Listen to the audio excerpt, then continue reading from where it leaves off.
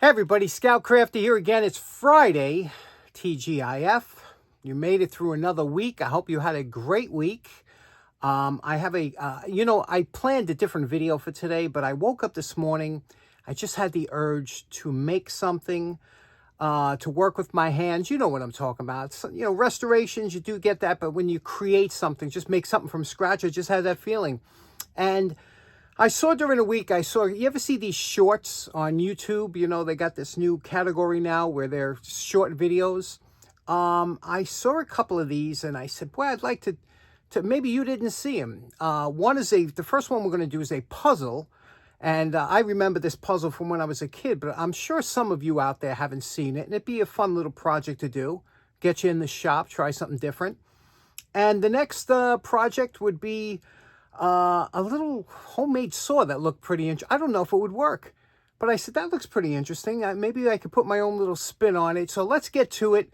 Let's get started right away and see what we can conjure up. Okay, first thing we're going to do is start off with a scrap piece of wood, just a piece of wood, and we're going to need 7 nails, okay? Try and get something here that's a decent size with a nice head on, just a standard nail. And what we're going to do is we're going to draw a circle. One of the things you love to do with a compass is to make circles, obviously, on wood. And so we're going to find the approximate center and then scribe out a circle. Now, once you did your outer circle here, and it doesn't matter, the size doesn't matter, it makes no difference. We're going to come in and we're going to drop it about a 1/2 inch closer to the center, okay? And we're going to make another circle here. And you can see here, we're just going to bring that around and make another circle within the first circle, okay? So now you have 2 circles there. Now what we're going to do is we want to get space this 6 spaces apart. And I'll show you how you do that with a pair of dividers. Okay, here's a piece, just a set of dividers here. Now, basically, if we wanted to get drill 6 holes around this circle and we want them evenly spaced, you just start off with an approximate about how far you think it's going to be. Now the first thing you have to do is make a small indentation where your first one's going to be, okay? Because this way you can always come back to that. So you push that in, make a point, and then you're going to count off 6. So you got 1, flip it around, 2, 3, 4, 5, and then 6. And you can see it's very close to that hole with just a very little bit. And you can always make a micro adjustment and try it again until it lands back in that hole after you count 6. And that's just a very simple, easy way without doing any math. So you see we got 6 holes spaced apart. Now we're going to take a punch, enlarge those holes. Okay, now that you've just punched the holes to start, find a drill bit. You're going to need 2 drill bits. One drill bit slightly smaller than the nail because you want this to be a press fit, the center one, and slightly larger than the nail. You want this to be a slip fit for all of these around here. So let's go to the drill press and drill these out. And we're going to set the drill stop so it goes down and leaves you about 1/4 inch before you get to the bottom. If you don't want a through hole. Now, to get the depth of drill that you want to do, you bring it down to here, and then you set your drill stop so that it can't go any further. You just hold this to the side, and you can see. So we'll bring this drill stop down, and I'll show you what that looks like. This is called your depth stop, and you can see it will lock the quill, won't let the quill go down any further, so you can adjust this. This has a quick release. You can go up and down like this, or you can get micrometer, really close tolerances by screwing it down, but we get it down to the point where we're just going to stop there.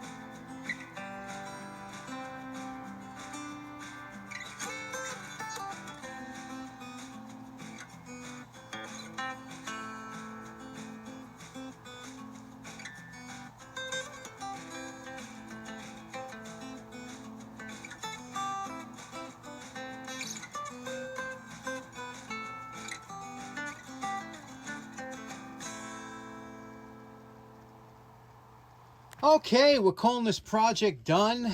This is the puzzle. Now, I know what you're looking at, and some of you have seen this before, a lot of you have, but some of you haven't, and it's always a fun thing. This is something you put in your cupboard or something, and when company comes over, you want to have a little fun, a little conversation, you pull this out, and then you say, I bet I can, and you pull these nails, you say, you know, there's 6 nails around here, see? There's 1 in the middle, 6 on the side. So you say, here's the challenge. I challenge you to balance all 6 of those nails on top of that 1 nail. Now, you remember this was a press fit, so don't. But you say, I challenge you to balance, with no trickery, I'm going to balance all of these nails on top of here. And then what happens is, you know, you'll see them, they'll try this, and they'll try and go back and forth. They'll work on it for a while to no avail. And then you show them how it's done. Okay, now the secret to getting these 6 nails to balance on that nail, you take 1 nail, you put it this way, you put 2 nails over here like this, 2 nails facing this way. Okay, you see where I'm going with this? And then you take your 1 last nail and you put it over here like that. Now, what happens when you lift this up, these heads will lock into here like that and allow you to place this on top of this over here. You could balance it, and now you've just put 6 nails balanced on 1 nail. And anybody that sees it's always impressed. It's always a good little puzzle, something that everybody should make. It's just a lot of fun to have, and we know the trick now. Okay, next up, this beautiful little Spokeshave was given to me by Trusty. Rusty, you know him. If you went to the Jacktown meet, he was the one nice enough to help out by handing out the raffle tickets. Russell is his name, and check this out. How cool is that? And you know what this is? Let me clean it up real quick and show you. Okay, here we are all cleaned up. Look at that. Isn't that pretty? And you think this is no joke. This really works. What would you use something like this for? Let me show you. Look at this.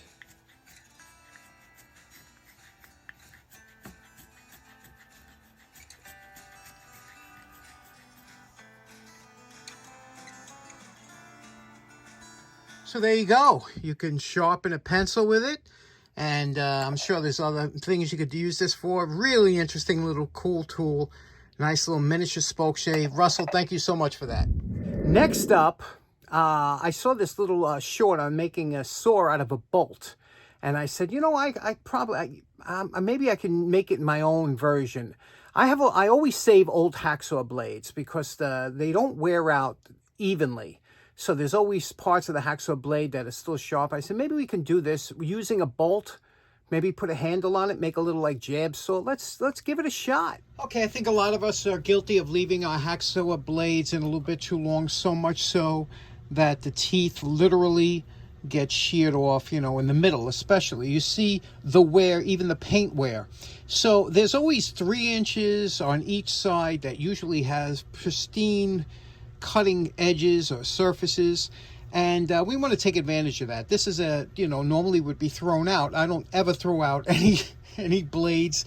They make great shim stock, all kinds of things you could use it for. But today we're going to try and use a little bit over 3 inches of this blade. We're going to use the cutoff on the flap wheel and cut off a section, and then we're going to put it into this bolt to make a little jab saw. Let's try that.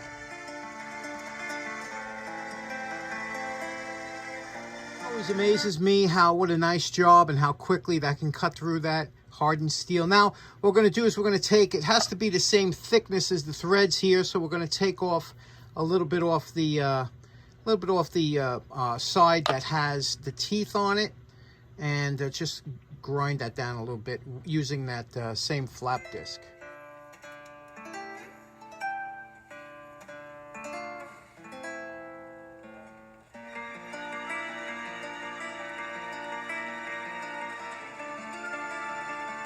Now you see we have that the same thickness more or less. Now what we're going to do is we're going to cut a slit down here using a hacksaw, because that'll have the same more or less curve as this. So we'll go cut that over at the vise. Now that we cut the slot in there, what we're going to do is we're going to pass the blade here, And we're going to put it in the vise, and we're going to screw this nut up, locking that blade into this handle. Now, what I like to do is I like to take a chisel like this, and I open it up just a little bit, just by tapping it a couple times, open that slot up a little bit. And then what I like to do is put a small piece of tape, okay, because that tape will act as a shim, just a piece of masking tape around the bottom. Slip that in there, and now that'll be a really tight fit once that closes up when we bring this nut up on top. And you'll see as we bring this up, that will close that, what we just opened up with the chisel, and it'll make it really nice and tight. And it takes a little bit of force to bring this nut up, so that's why you got to put it in the vise, but that should lock it in real tight. Okay, we're calling this project done. I'll tell you something, this came out pretty nice, huh? I did a press fit in there, and you could see it's a very flexible blade here. It's got all sharp teeth here. Let's try it out, see how it works. It's very comfortable in the hand. And let's give it a shot. This is just a piece of aluminum channel, but I just want to see how it cuts and how it handles.